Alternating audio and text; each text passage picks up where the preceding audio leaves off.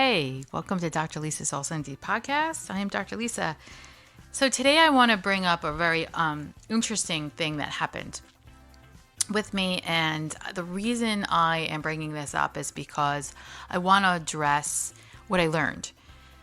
And in this process of addressing what I've learned, I'm hoping that I can answer the questions that came up. I want to see if I can help solve the problems for these people that had a different view on something that I have. So if I can introduce this to you, I will. So there is I guess this is a magazine. I'm actually not sure.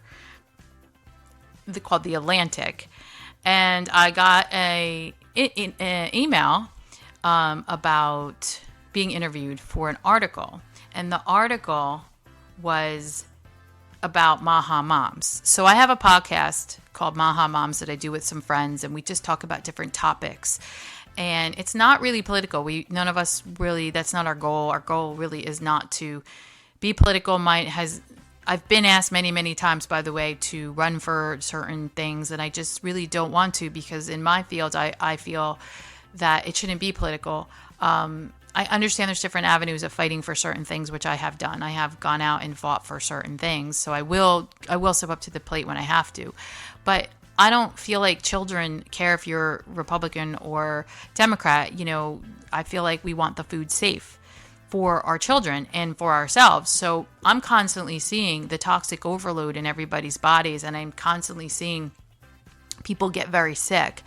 And we have such a problem in the United States that I think many people are in denial of, or they just don't put it together. They might just not know. And that's what our jobs are. So my friends that we do the MAHA Mom podcast, or I do this podcast, or I try to do a lot of things. I have some courses come out online that are going to be coming out. My goal is always to try to educate people as much as I possibly can on, some of the bad things going on in the world, I guess in politics, unfortunately, but also how you can navigate it, what you can do, and how to make it easy for you.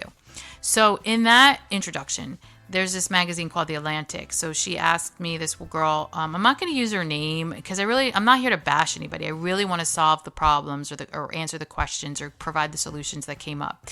So she interviewed me, and I said, sure. And I was pretty sure I'd heard of The Atlantic, and I'm pretty sure it was slanted one way, which would be, I guess, politically left, or at least anti-RFK. So I was like, all right, I really want to meet with this. So I Googled it, and I saw the whole thing is ripping apart the right. And I was like, oh, this is interesting. But that's not why I interviewed. I let her interview me. I allowed her to interview me because I really wanted to hear the other side. I wanted to know why. Why would a young girl who has children, why would she think that she shouldn't feed her child healthy? Why wouldn't she want the cereals in the cereal aisles healthy? Why wouldn't she want the baby food that she's feeding her child healthy? I wanted to understand the thinking behind why people would be against what RFK is trying to do.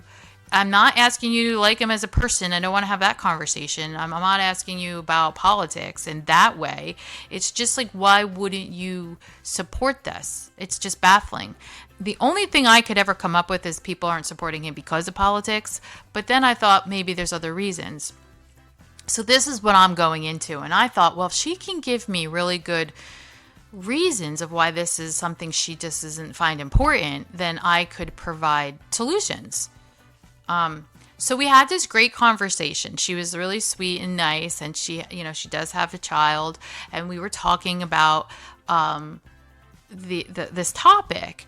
And I know I wasn't the person that she, I think, wanted, or I wasn't giving her the answer she wanted, because I wasn't going against the MAHA movement. It's like I told her this. I was MAHA before MAHA existed. So what I gathered from the conversation, which went really well, was that she found that there was a couple issues. One of them was she felt that he was making it harder for young moms to be able to find these healthy things. So she was talking about the Clean 15 from, which is, by the way, the Clean 15 has been around forever. And this is what I don't understand about the article or the conversation was the things she was bringing up have been around forever. And maybe she just found out about it. Maybe a lot of people didn't know about what the Clean 15 and the Dirty Dozen is. So I thought, okay, Lise, just because you know doesn't mean they don't know. And they're maybe thinking they just found out from Robert Kennedy Jr. and they're upset about it.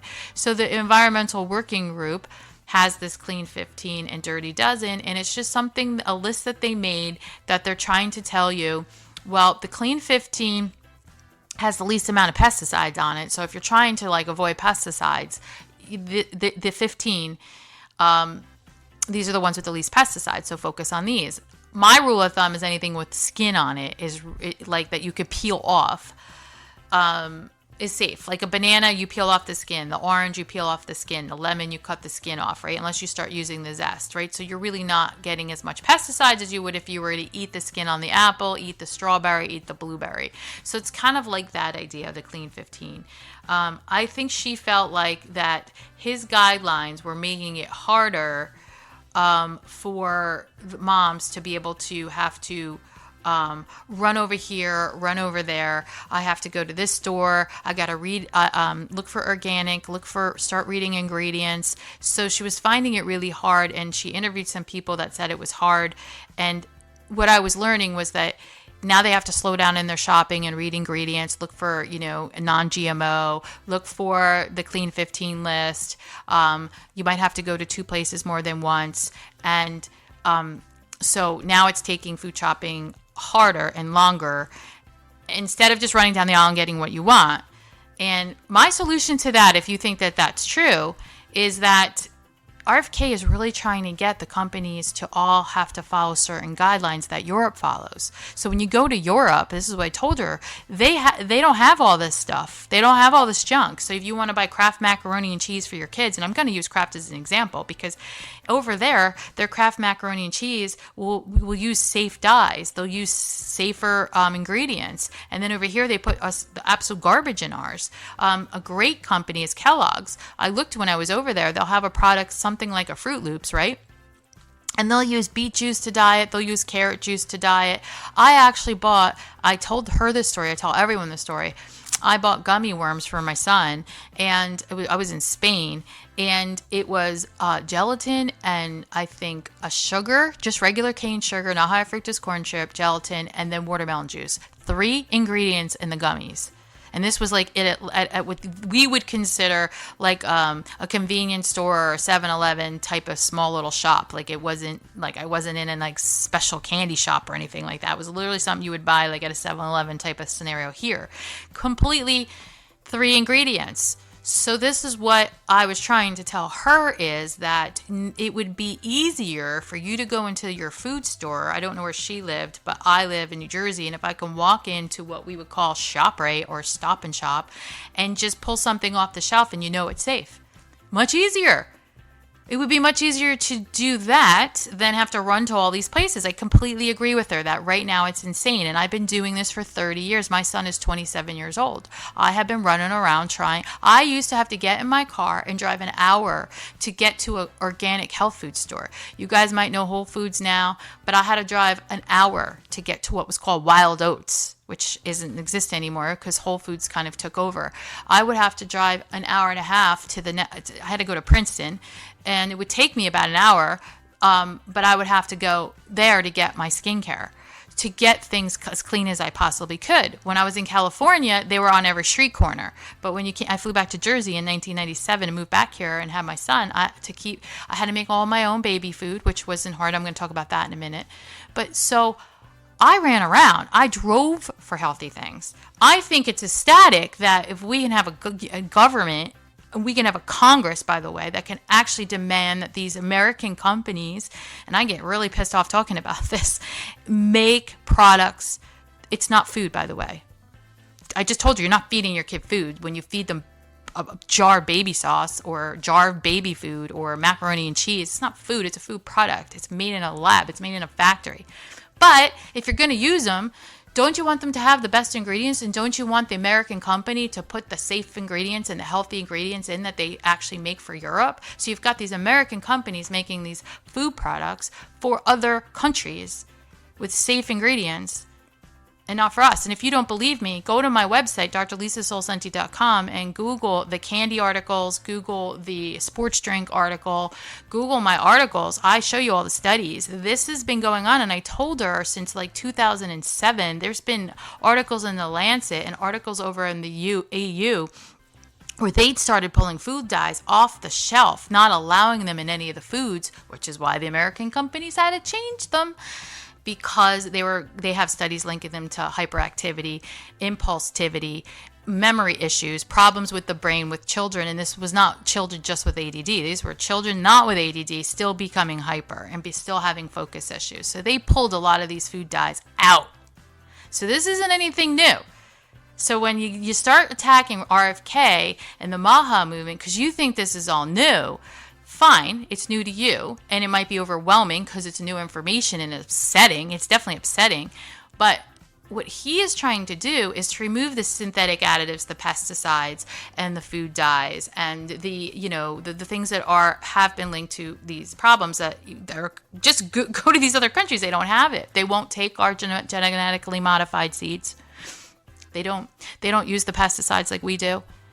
So when I went to Italy and I ate nothing but pizza and pasta and focaccia for 10 days straight, I don't think I had any vegetables or meat, and I didn't get one stomach attack. I didn't have one bloating attack. I didn't have one bathroom problem. I started asking people, and I started learning all about the wheat, and I started asking questions, and they use very fresh food, and they don't have the genetically modified seeds. They don't spray it like we do. They don't bleach it. They don't enrich it and fortify it. They don't denature it and destroy it or adulterate it, which is what they do here to our foods. So read my wheat blog. And I was really good. The conversation was back and forth. So the first problem that she had was she found like running around was too hard to try to find all these things. And I said, you're right. It is.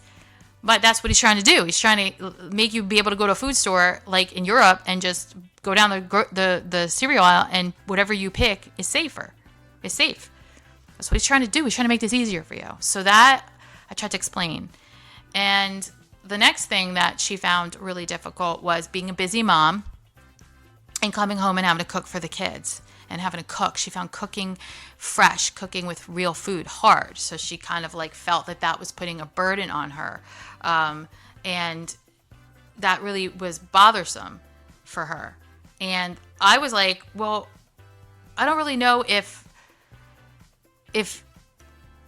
that was the right way of thinking. So I said to her, okay, I don't want to take that from you, because I'm a working mom and I have 3 kids. So I do understand it is stressful. It's stressful to it's different when my mom stayed home and she had to, think about her dinner while her kids were at school and her husband has work, and she had to figure out how to make her dinner. And so we came home and the dinner was made, right? So she was, kind of, I guess, would have, not that was easy for my mom, but it still was less stressful for her. And she'll admit it, she didn't, it's less stressful for her than it is for me because I have the work and we weren't involved as many things back in the day too. So you weren't running around as crazy as they do now. So yeah, we're very busy.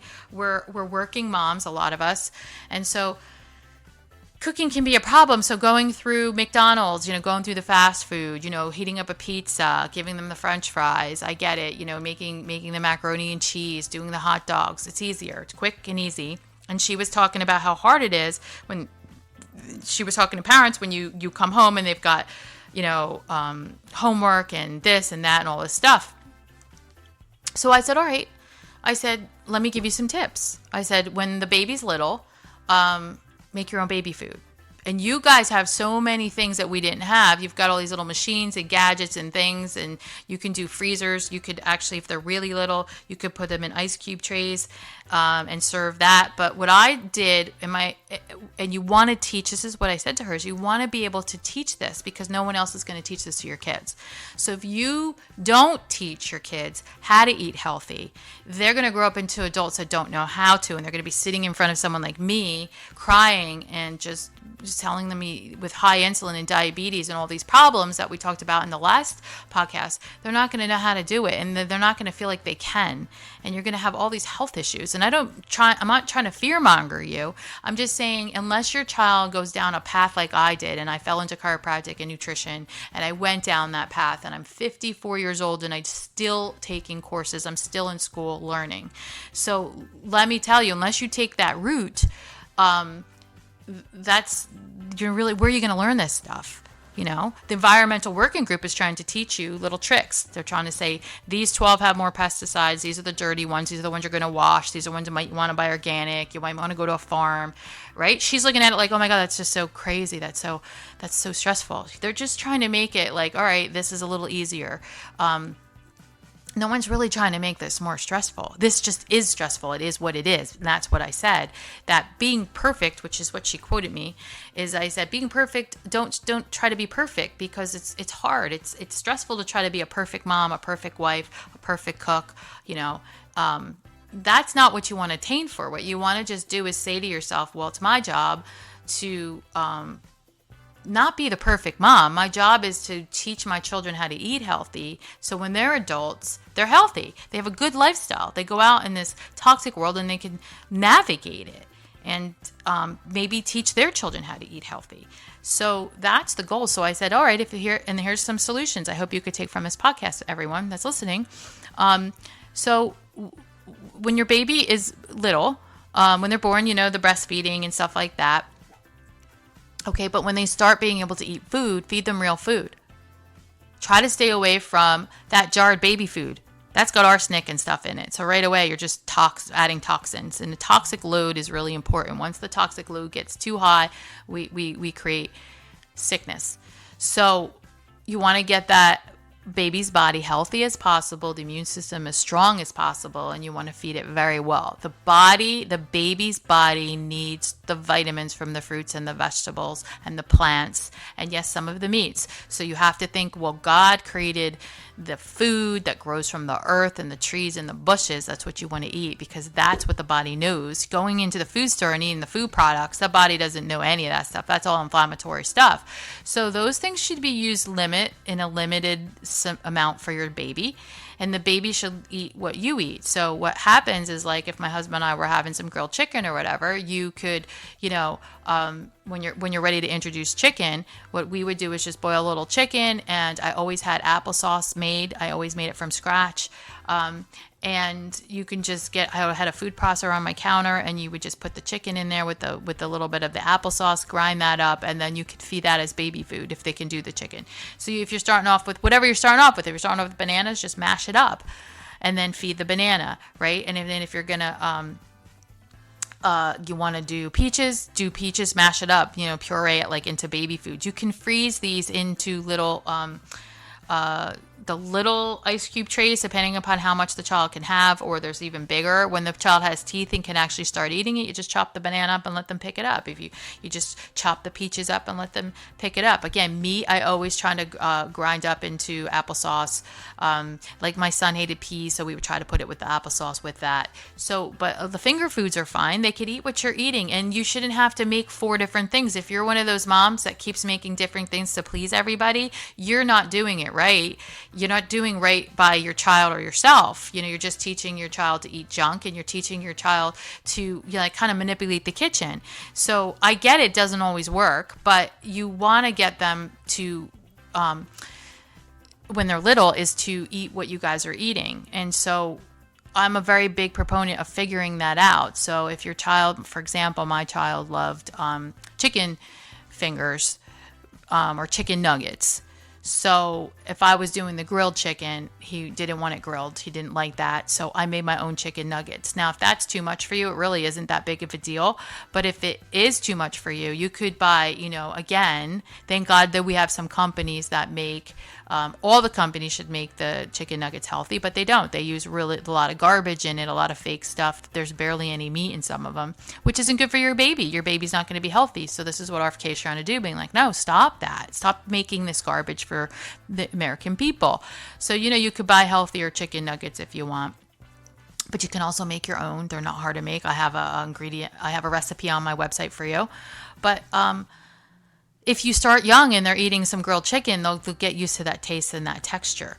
So, if they're stuck on like a McDonald's nuggets, we do what's called food mapping, and we try to get them off that, and we try different ones, and we try to get them over to maybe a healthier one. Even Purdue, although I don't love that company, they have healthier versions. So you can start looking. Applegate Farm is good.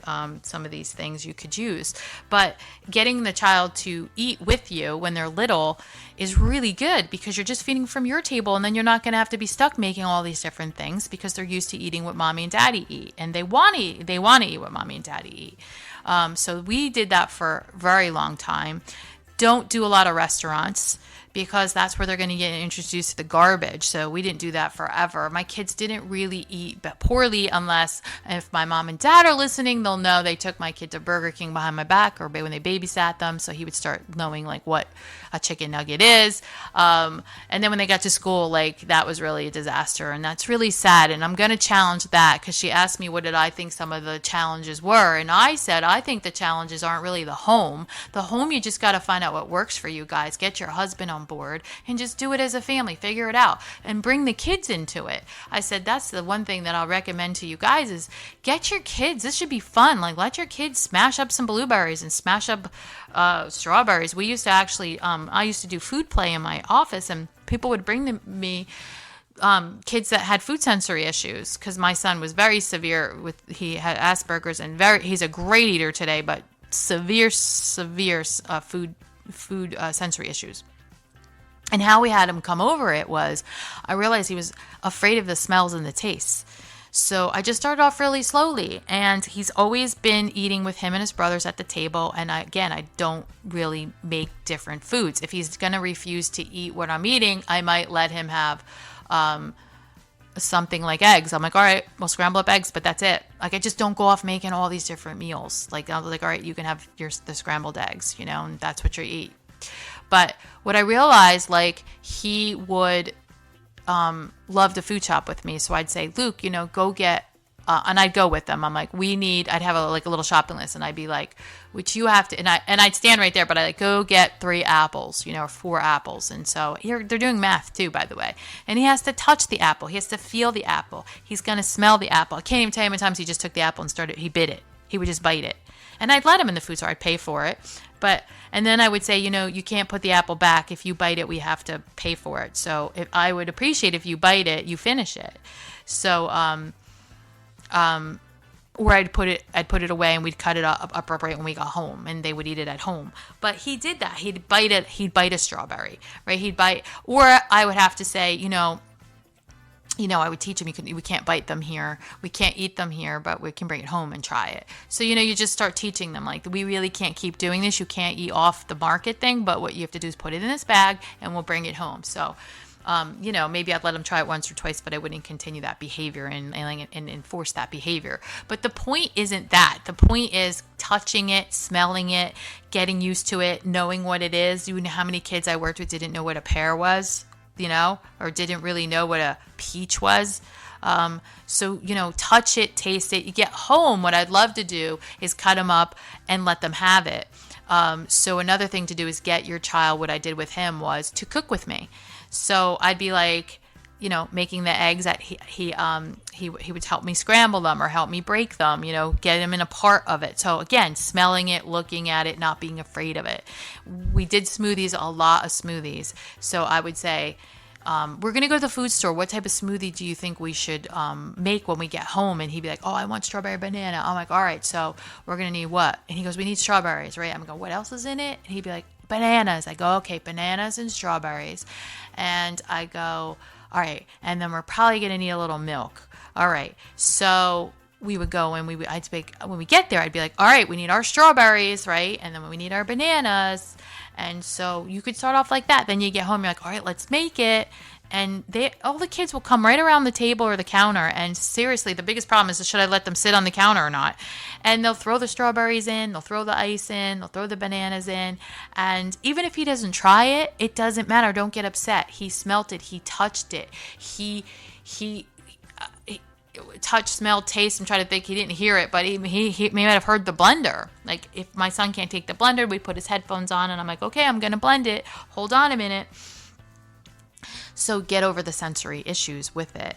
So again, let your child explore the food, the food markets and the vegetable aisle and the fruit aisle. Let them make things with you. Let them get to know what food is. Stop doing the same old chicken nuggets and French fries and the same old stuff. And if they start throwing fits, guess what? You're not going to hear this, but I didn't tell her this in the article, but, we can talk about that at a different time and a different day, but, it's called reward-based parenting, and I learned it from a special education teacher, and we had to change our whole house that matched his classroom, and it was life-changing. So, they don't dictate the house, they don't dictate the kitchen, so that's something, if you're having a problem with, you can always reach out to me and I can talk to you about that reward-based kitchen and system in the house. I don't want that though. So the article was that. So the other thing that I tried to tell her about was a trick is when they get a little older and they come home from school and it's so busy for you and you're going crazy, is like, say I walk in the door or you pick them up from school, or sometimes what I would do is I would work so I knew what I would be home when they come home. So the bus is coming home like 3:30, 4 o'clock. I'd get home. I'd be home right before the bus, and I would quickly. I wouldn't even get down to my clothes. I would quickly cut up apples, and they loved oranges. I would peel up the oranges, and I would put a little cinnamon on the apple because they love it. And I would put 2 dishes or trays out, just put it out and not say a word. And I might run upstairs, right? I'm getting changed. They're coming in. They're dropping their book bags. And I had a very big system with book bags too, because he was really bad with his homework. So we had a whole system in the house for that, if you need help with that. But they would just go. They're starving. They did not get potato chips. They did not get Doritos. They did not get cakes and cookies and candy, nothing. When they come home, they're starving. Their blood sugar's low. I got out the fruits and the vegetables, and that's what we would cut up, or I would make a smoothie too. Like, I might be like, hey, come over here. The puddings I made from, it's really baby food, and I made this for the babies, but it was going to be, I mashed up bananas, avocados, a little unsweetened chocolate, a little maple syrup, mash it up. So I could have and I could put it in a cute little jar. You can make it great. I made homemade Nutella. Like, I always had a big jar of it. You can always scoop that out. You can put that out with the apples. You'd want to get the healthy food in as soon as they walk in that door. And then a little bit later, I still don't give them the junk. I might grill up some chicken, or they might have a chicken cutlet, or they might have some, pasta with my homemade meatballs, and they might eat that. And then I might actually cut up a watermelon, right, for dessert, right? And then maybe like a couple hours later, they'll be like, Mommy, can I have some cookies? Okay, you can have some, right? It's how it works. Just get them when they're hungry is my point. So then she said in here, so that was, I wanted to cover some of that, some of the issues. Let me look at this article really fast. Parents are worried not just about getting food on the table, but whether the food is good for their kids. This is partly due, or why Health Secretary Robert F. Kennedy Makes America Healthy Again campaign resonates with so many people. If the American food supply can be purged of its unhealthiest elements, surely it will be easier for parents to feel good about feeding their children. But instead, MAHA may be piling on the stress.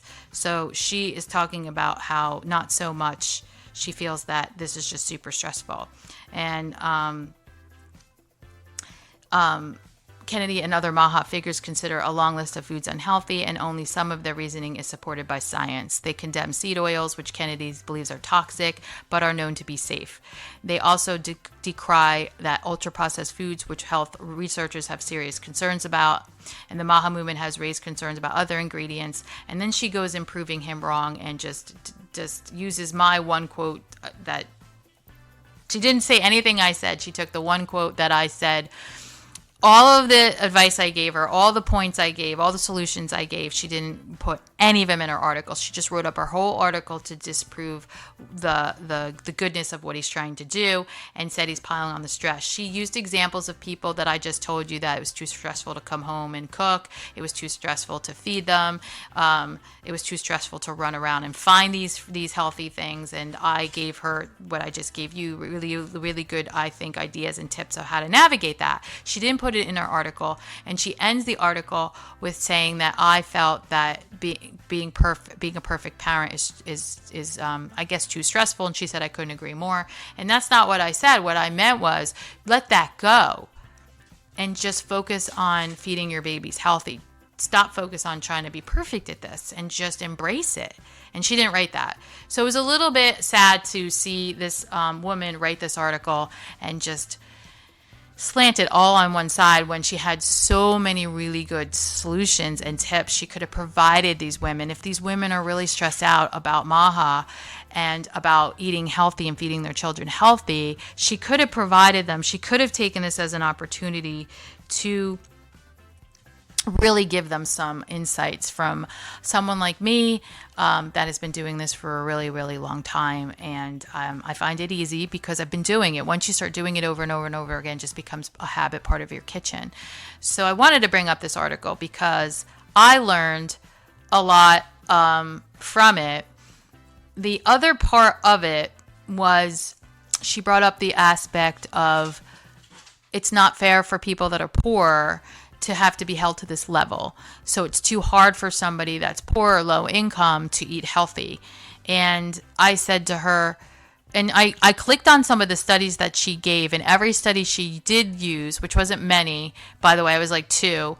And they were studies that were all of people that were on WIC and people that were on food stamps. So there was nobody that was, like, I guess, poor in the sense of middle class, or, you know, maybe just above the poverty line. It was really, all the studies were done on WIC and food stamp economic settings or circumstances. And she used that article when she was talking about how they're stressed when they're trying to feed their food, that these families are already stressed out and now you're stressing them out more. She was trying to use the studies to prove her point that people are stressed, and she was showing you the study, like, look, these families are already stressed out and you're stressing them out more. When I read deeper into the studies, they were stressed out financially. They were stressed out because they literally they were on food stamps, right? So they only had a certain amount of money,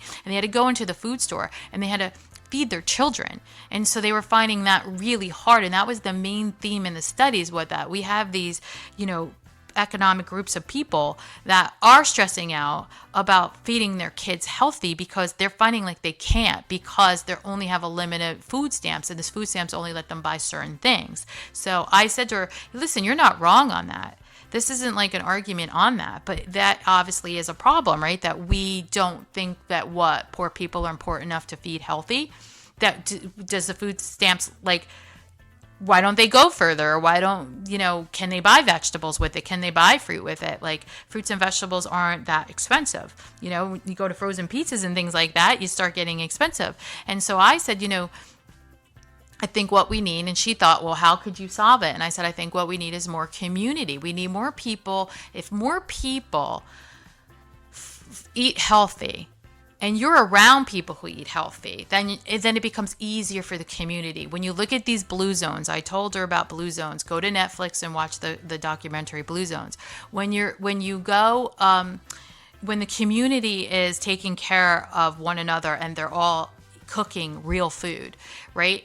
And they're all working together to feed their children healthy, the kids all will eat healthy because they're all doing it together. The parents will find it easier because they're helping each other out. So I told her, I think it's a lack of community. I think it's a lack of everyone having the same perspective. The fact that I'm trying to teach you, I told her I'm giving you 4 really good points that you can put in the article and you didn't, is this showing me that, you know, I'm going to speak to her right now if she's listening. The fact that you didn't put in the solutions or the tips that your readers could have used is showing me that you didn't really care about the community, because we want more people like me to educate other people, and then they can educate other people, and they can educate other people. So I told her, don't hang out with people that think this is so hard. Like, hang out with people who find that this is easy and learn from them, and then go to the people who think it's hard and teach them. And it's about community. The more people that you're around that want to feed your kid healthy,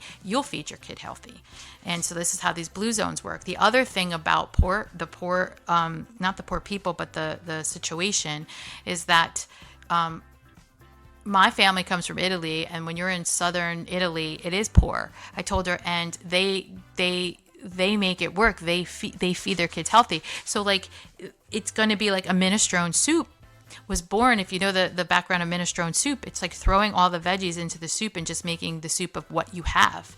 So soups and stews, which is what I do. I tell her, I said, I have 3 kids, and we're not rich. So what we would do is I cook in batches, and I cook a lot. Like, so you've got soups and you've got stews, right? And you've got, if you're making a roasted chicken, it goes far. So you want to cook real food that goes far. It's not about running to the food store and buying 16 boxes of macaroni and cheese and a ton of boxes of Fruity Pebbles and all that stuff. That stuff gets expensive. So I don't really think that we're doing justice about the poor, because we need to be able to teach people how to eat healthy. And then if you look at the school systems, that's kind of where it starts, I told her. The problem is the school systems. So I'm going to leave you guys with this, but I'm not going to talk about politics. But I have seen administrations come in and try to change the school system, and the whole purpose is to feed more people. So the breakfast, right? Oh, we're going to do breakfast at school so we can feed more poor kids, because a lot of kids don't get fed well at home, and they don't get breakfast, right? So they started doing that in the school. But with the schools, if you really looked at what the administrations did, was they chose a different food supply company, and they got worse food. So they got less quality. They picked the cheaper food to feed more people, right? To be within the budget. So what we're doing, unfortunately, for the poor is we're feeding the garbage, the bottom barrel of the foods that we have, which I wouldn't even call it food. Like, powdered eggs is not food. So I watched my son's school change when one of the administrations came in and wanted to feed more children, which is definitely commendable and definitely something we should be doing. But all of a sudden, the food got really bad. So why? What, poor people don't deserve healthy food? That's my challenge. Like, poor people don't deserve. Poor kids don't deserve to be fed healthy. And I don't have the solution for that one, but I think that if we came together collectively, I think that in school they should be doing gardens, and they should be teaching the kids how to grow food, and they should be getting the kids used to food. And I tell you it works, because I'm telling you, my son was in special ed, and they had cooking classes on Wednesday. And they helped all those kids really eat healthy, and they taught those kids to get over the sensory issues. So my son, at the time, who wouldn't eat eggs, came home one day and goes, I don't know why you never make eggs. And I make eggs all the time, because his baby brother eats it every morning on his high chair. And he's just like, I don't know why you don't make eggs. And I'm like, hon, I do make eggs. You just don't like them. And he goes, I like them now. I go, oh, when did you have eggs? He goes, I had them in school. We made them together as a class, and I like them. And I said, well, that's awesome. I'll make eggs. So of course I called the teacher, and I was a little annoyed, because I had been having food struggles with him forever, and he wouldn't eat an egg for me. How did the teacher get him to eat the egg and not me? I was just like, this was like 4th grade. And he said, listen, it's community. And this is where I learned this from. Don't think I got this from myself. He was like, it's the community. It's a little bit of the peer pressure when all the kids are making the eggs and nobody wants to eat them, but then 2 or 3 of them eat them. Now you don't want to be the kid who doesn't eat them. So he goes, they all start eating them, and then they realize, oh my gosh, these don't taste bad. These actually are good. He goes, so it's the community. And that would be really great, right? If we had that, the kids were cooking together in the classroom. I'm not saying going out to a special. I'm saying 1st grade, 2nd grade, 3rd grade, 4th grade, 5th grade, where they don't leave the classroom, and they have a little garden, and they can cook from the garden, and they can go to the farm and buy the eggs, or they can go down to the cafeteria and meet the lady, and she can just community. You know what I mean? Like, eating, this doesn't have to be so difficult. This doesn't have to be some article on the Atlantic that just bashes MAHA and bashes RFK. And so I'm challenging everyone today in the podcast to use some of the tips that I gave you, because she didn't publish them, so I wanted to get them out there and in my podcast and share them with you. If you are somebody who is against the guidelines that maybe politically just don't align, and you're just like, I don't care what you say, I want I don't think the vaccines are dangerous. I think the food is safe. That's fine. But maybe maybe some of the tips that I gave you today will help solve this overwhelming stress that you may be feeling. And maybe you're listening and going, hey, Lise, thank you. I don't even really care about the politics of this, but I just like the tips you gave me today. So I hope that this podcast resonates, and I hope together we can all be a blue zone someday. I don't know if New Jersey ever will be, but maybe we could just educate more people about eating healthy and just teaching more people to feed their kids healthy. All right. Thank you.